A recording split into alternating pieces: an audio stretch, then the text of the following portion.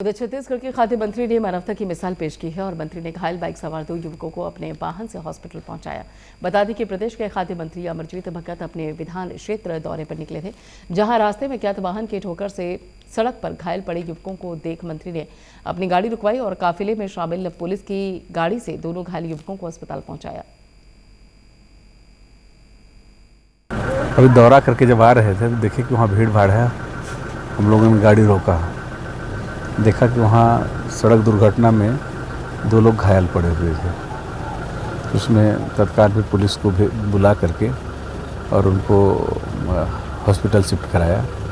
अब पता नहीं किसका अभी स्थिति क्या होगा उनका, लेकिन दोनों की स्थिति बहुत नाजुक दिख रही थी।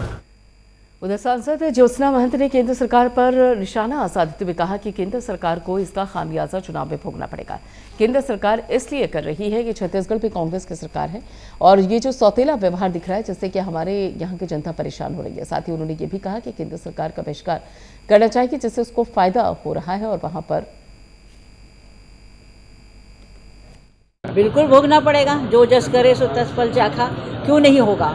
वो हमारे यहाँ पर केंद्र सरकार इसलिए ऐसा कर रही है कि हमारी राज्य सरकार जो है वो कांग्रेस की है और ये सौतेलापन जो वो दिखा रही है कि हमारे यहाँ की जनता को जो परेशानियाँ हो रही हैं उसको देखते हुए मैं बिल्कुल कहूँगी कि केंद्र सरकार का बहिष्कार करना चाहिए। 2019 से ऐसा नहीं लगता कि आपको मालगाड़ियों को ज़्यादा भाव दिया जा रहा है और यात्री गाड़ियों की अपेक्षा? देखिए, राजस्व जिससे मिलता है वो वही काम कर रही है, लदान बढ़ा रही है, यात्री पैसेंजर्स को कम कर रही है। तो इसका मतलब ये होता है कि जहाँ पैसा मिल रहा है वो लोग हम लोगों की पूरी कहना चाहिए कि छत्तीसगढ़ की जनता को लूट रही है। आप महत्वपूर्ण शख्सियत हैं छत्तीसगढ़ के लिए, क्या आने वाले टाइम में विधानसभा और लोकसभा के लिए ऐसा प्रयास होगा कांग्रेस की दृष्टि से कि महिलाओं को ज़्यादा प्रतिनिधित्व मिले?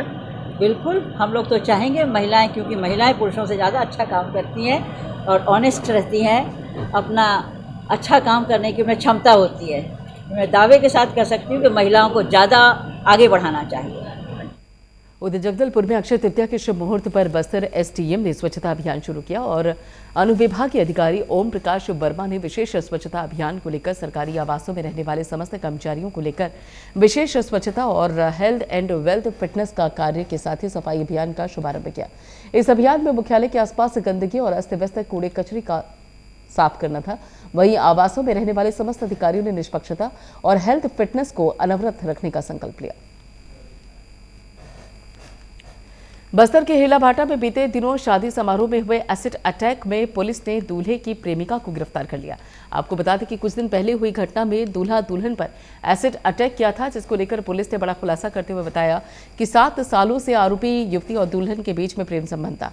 युवक युवती को लगातार झांसे में रख रहा था और इतना ही नहीं, शादी की जानकारी भी युवक के द्वारा अपनी प्रेमिका को नहीं दी गई थी। वहीं आरोपी युवती का शादी की जानकारी जब लगी जब उसने बदले की नीयत से युवक पर एसिड अटैक करने का निर्णय लिया।